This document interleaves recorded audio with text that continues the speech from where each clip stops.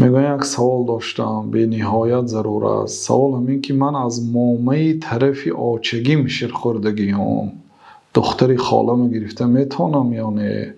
تقاعی حساب میشم یا نه؟ ولی اگر مامه یعنی مادر کلانی طرف آچگیم یعنی طرف مادرشم، مادری مادرش، این برادر از مادری مادرش شیر مکیده بود است در خوردش، در این صورت خاله اش خواهر شیریش میشد. خاله اش هم از همون مادر شیر مکیدگی هست.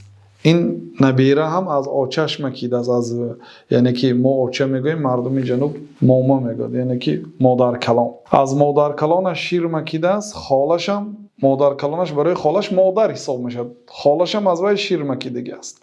در این صورت خاله اش خواهر شیریش میشد.